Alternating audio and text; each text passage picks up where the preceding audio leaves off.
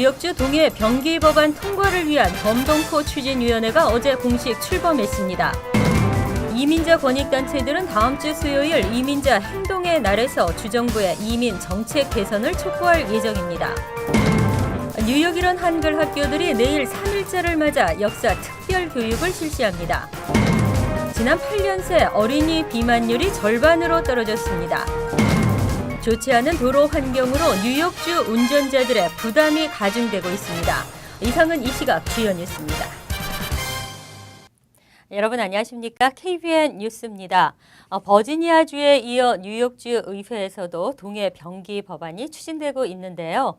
법안 통과를 위해 한인 사회가 힘을 모으고 있습니다. 금홍기 기자입니다. 법안 통과를 위해서 뉴욕 한인회를 중심으로 뉴욕주 동해병기 법안 통과를 위한 범동포 추진위원회가 어제 뉴욕 한인회관에서 공식 출범했습니다. 주요 한인단체들과 교계 등이 참여한 추진위는 온라인과 오프라인을 통해 동해병기 법안을 지지하는 서명운동을 펼쳐나갈 계획입니다. 온라인 서명은 웹사이트 nyaction.kac.org에 접속해 이름과 이메일, 거주지 주소를 등록해 서명하면 해당 지역구 주의원에게 이메일과 팩스를 통해 전달됩니다. 오프라인은 뉴욕 한인회나 시민참여센터 등 추진위에 참여한 단체에서 서명 용지를 받아 법안 지지 의사를 서명할 수 있습니다. 추진위원장인 민승기 뉴욕 한인회장은 동해병기 법안은 일제 침략에 의해 왜곡된 역사적 사실을 바로잡고 학생들에게 올바른 역사관을 심어주는 데 의미가 있는 일이라며 특히 뉴욕주에서 이번 법안이 통과되면 전국적으로 확산될 수 있는 가능성이 크다고 한인들의 많은 참여를 당부했습니다. 이번 뉴욕주에서 꼭 통과되도록 범동포적인 그런 힘을 합해서 이번에 저희들이 뉴욕에 살고 있는 우리 한인 여러분들이 또 저를 포함해서 꼭 이것이 통과될 수 있도록 힘을 합해야 된다고 생각을 합니다. 일본이 뉴욕 총영사까지 동원해가며 동해병기 법안 저지를 위해 전방위로 로비를 펼치고 있어 법안 통과를 위해서는 한인들의 적극적인 서명운동 참여가 필요해 보입니다. KBN 뉴스 금홍기입니다. 민권센터를 비롯한 이민자 권익단체들이 다음 주 수요일 뉴욕주 얼바니 주의사당에서 이민자 행동의 날 행사를 열고 주정부의 이민정책 개선을 촉구합니다. 주성훈 기자가 보도합니다. 매년 3월이면 뉴욕 주청사가 위치한 알바니엔 500여 명의 이민자들이 집결해 주정부의 이민정책 개선을 촉구하는 이민자 행동의 날이 펼쳐집니다. 주청사 앞에서 이민자들과 서민을 위한 정책 현안의 해결을 촉구하는 집회를 여는 한편 주정부 관계자와 주 의원 사무실을 방문해 이민자들이 처한 현안을 설명하고 입장을 전달하는 풀뿌리 로비 활동도 펼쳐집니다. 이민자 행동의 날을 닷새 앞둔 오늘 민권센터를 비롯한 뉴욕 이민자 연맹은 기자회견을 열고 수년째 성사되지 못하고 있는 뉴욕주의 불체자들에게도 운전면허증 발급과 주의회에서 계류 중인 불치 학생에 대한 학자금 지원인 드림액트의 조속한 처리, 이민자 커뮤니티에도 공평한 복지 예산 분배를 촉구할 계획이라고 밝혔습니다. 이러한 많은 한인단체들과 또 많은 이민자단체들이 힘을 합쳐서 저희가 이민자의 날 행사를 알바니에서 열고 또 하루 종일 저희가 기자회견도 하고 컨퍼런스도 하고 또 많은 주 의원들과 주정부 관리들을 만나서 이민자 커뮤니티를 위한 정책들을 펼쳐나갈 것을 주문할 것입니다. 기자회견에 참석한 토비엔 스타비스키 뉴욕주 상원의원은 운전면허가 없다면 교통사고 발생 시 수습이 불가능하다며 결국 운전면허는 모든 이들에게 안전막이 될 수 있다고 강조했습니다. And if you are in an accident and you know that the driver will have insurance to pay for any potential claims. Right now, people are driving without a license. And if there's an accident, there's no way to recover. It's very difficult to recover. So everybody benefits. 론킴 뉴욕주 하원 의원은 서류 미비 학생들이 고등교육을 받을 기회가 생기면 궁극적으로 뉴욕주에서 얻게 될 경제적 효과도 크다며 지지했습니다. And we already invested in it up to age 18.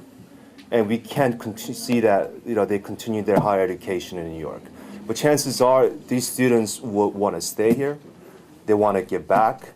And let's not make the mistake. Immigrants, whether you have status or not, they all pay taxes in New York. They all pay millions and millions of dollars in taxes. 또한 이들은 뉴욕주의 다음 회계연도 예산안 심의에서 이민자 커뮤니티를 위한 복지 예산이 삭감되지 않도록 주의회에 당부할 계획입니다. 올해 이민자 행동의 날은 3월 5일이며 민권센터를 비롯한 100여 명의 한인들이 동참합니다. KBN 뉴스 주성훈입니다. 내일은 95주년 3.1절입니다. 1.5세, 2세 동포 자녀들은 3.1절에 대해 그리고 독도와 동해에 대해 얼마나 알고 있을까요? 뉴욕 이런 한글 학교들이 내일 3.1절을 맞아 역사 특별 교육을 실시합니다. 뉴욕 총영사관 한국교육원은 어제 공관에 등록된 모든 한글 학교에게 3.1절 역사 의식을 고취하기 위한 동해 및 독도 특별 교육을 실시해 줄 것을 주문했습니다. 박희동 원장은 재외동포 자녀들이 독도가 일본 침탈의 희생물이었음을 이해하고 여러 역사적 고증을 통해 독도가 대한민국의 영토임을 상기시키는 계기 교육이 필요하다고 강조했습니다. 최근 한국 정부는 대한민국의 아름다운 영토 독도 동영상을 발표했습니다. 국문판과 영문판으로 제작된 동영상은 독도에 대한 일본의 침탈 역사와 독도가 우리 땅임을 입증하는 역사 자료를 담고 있습니다.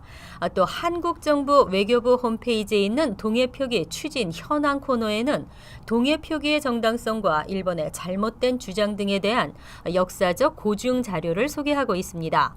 교육원은 이를 한글 학교에서 교육용으로 적극 활용해 줄 것을 당부했습니다. 관련 교육으로는 태극기 의미 이해하기, 태극기 직접 그리기, 독도 수호의 중요성과 동해표기의 역사적 의의, 또 위안부 피해자 문제를 이해하고 역사적 교훈 토론하기 등이 제시됐습니다.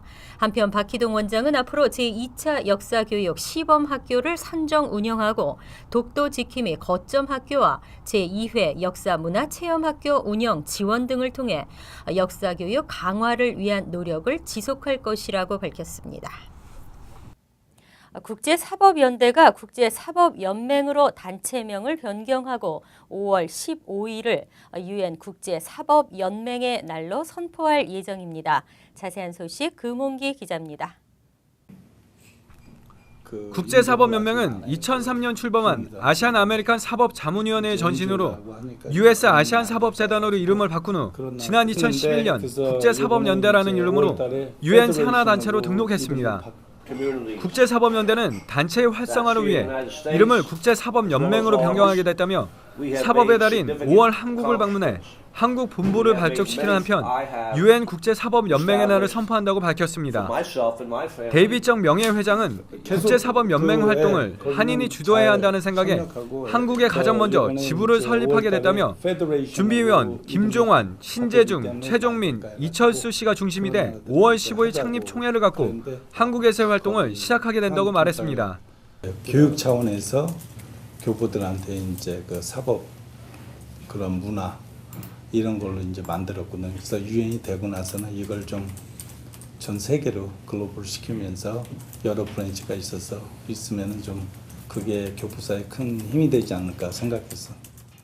국제사법연맹 한국본부는 한국 내 외국인 노동자와 다문화 가정, 탈북자 등 외국인과 사회적 약자들에 대한 법적 보호와 지원, 범죄 예방 등에 대한 서비스를 지원합니다.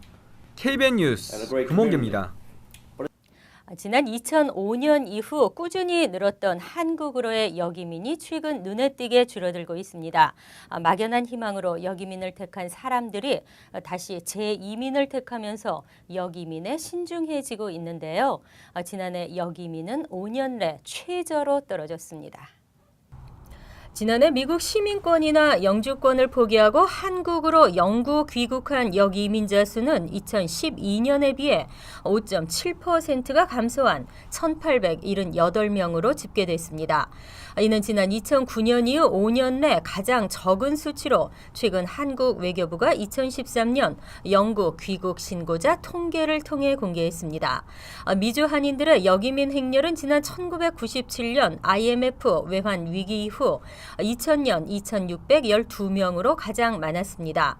하지만 그 뒤에 감소세로 돌아섰다가 다시 2006년에 1400여 명, 2007년 1500여 명, 그리고 2008년 1600여 명 등으로 꾸준히 늘어났습니다.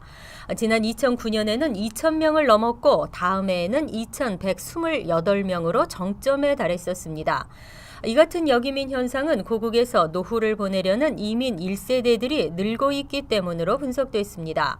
또 미국 내 경기 침체가 장기간 심화되면서 어려워진 경제적 상황, 문화적 차이, 언어 장벽 등이 한인들의 유턴 행렬을 부추겼습니다.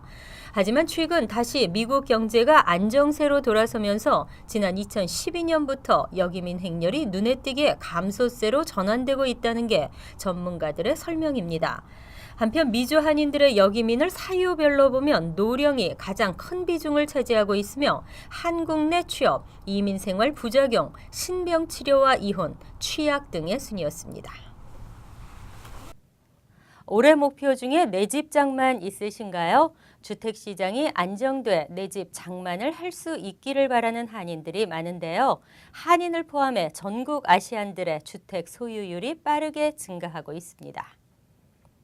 지난해 아시안들의 주택 소유율은 20년 전보다 6.1%가 늘어났습니다. 백인의 주택 소유 증가율에 비해 2배나 빠르게 증가한 것입니다. 연방센서스국이 어제 발표한 주택 현황 연례 보고서를 분석한 결과 2013년 기준 뉴욕주 주택 소유율은 53%로 나타났습니다. 전국에서 44.6%를 기록한 워싱턴 DC에 이어 주 가운데 두 번째로 낮았습니다.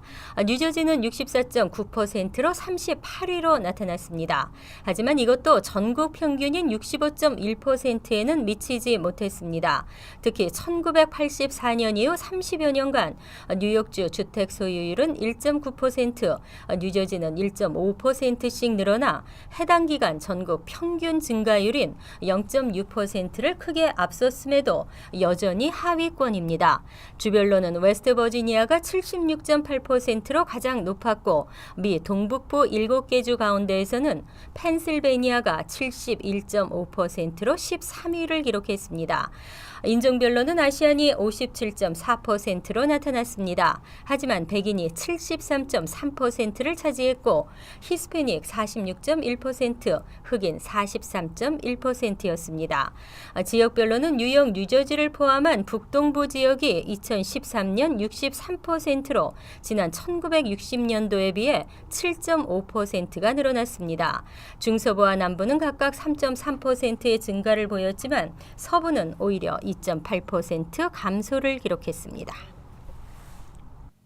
어린이들 건강에 청신호가 나타났습니다. 지난 8년 새 어린이 비만율이 절반으로 떨어졌는데요. 설탕 음료 섭취가 줄어든 까닭도 있지만 모유 수유가 큰 공을 세운 것으로 나타났습니다. 연방질병통제예방센터가 지난 25일 미 의학협회 저널에 내놓은 연구 결과를 보면 지난 2004년 14%였던 어린이의 비만율이 2012년 8%로 감소했습니다. 모든 연령대를 통틀어 미국에서 비만율이 낮아진 건 처음으로 당국은 의미 있는 감소로 평가했습니다. 어린이의 비만은 각종 암과 심장 질환 등의 원인으로 지적되고 있습니다. 특히 2에서 5세 때 비만이었던 어린이는 성인이 됐을 때도 비만일 가능성이 5배 이상 높습니다. 질병통제예방센터는 이런 현상에 대해 정확히 알 수는 없으나 약 10년간 설탕이 들어간 음료 섭취를 줄였기 때문으로 보았습니다. 또 모유, 수유가 늘어난 덕분일 수 있다고 분석했습니다. 아울러 연방과 주정부에서 펼치는 비만 퇴치 관련 정책도 유아 비만 감소에 영향을 미친 것으로 분석됐습니다. 하지만 노스캐롤라이나 대학의 베리 팝킨 교수는 아이를 키우는 가족들이 저칼로리 음식을 더 선호하게 되면서 아이들의 비만도 줄었다고 주장했습니다. 한편 이번 연구에서 성인과 청소년의 비만율은 각각 35%와 17%로 별다른 변동이 없었습니다. 파툴로 인한 사고 및 피해가 속출하고 있습니다. 실제 지난 한 달간 파툴로 인해 피해를 입은 자동차가 무려 13,000대에 달했습니다. 이처럼 열악한 도로 상황으로 인해 뉴욕 운전자들은 1인당 연간 $2,300를 부담하고 있는 것으로 나타났습니다. 비영리 교통 연구 그룹인 출입은 지난 26일 좋지 않은 도로 환경으로 뉴욕시 운전자들은 높은 자동차 운영비와 교통사고 체증 등으로 1인당 연간 $2,282를 지출하고 있다고 발표했습니다. $2,282는 차량 수리비 $673, 교통 혼잡으로 인한 시간과 기름 낭비 $1,281, 또 교통사고로 인한 지출 $328 등을 합해 산출한 것입니다. 전미자동차협회 뉴욕 지부 통계는 지난 한 달간 파툴로 인해 타이어 펑크 피해를 입은 자동차가 13,000대 이상이고 출입보고서에서도 뉴욕주는 연간 $203억 도로와 교량 보수에 지출하고 있다고 밝혔습니다. 뉴욕주에서 관리하는 교량의 28%, 뉴욕시 교량 34.5%가 교체 또는 보수가 시급한 상태이지만 예산 부족으로 시행하지 못하고 있습니다. 더구나 연방 고속도로 기금은 2014년 여름쯤 기금이 $10억 아래로 떨어질 것이 우려되고 있습니다.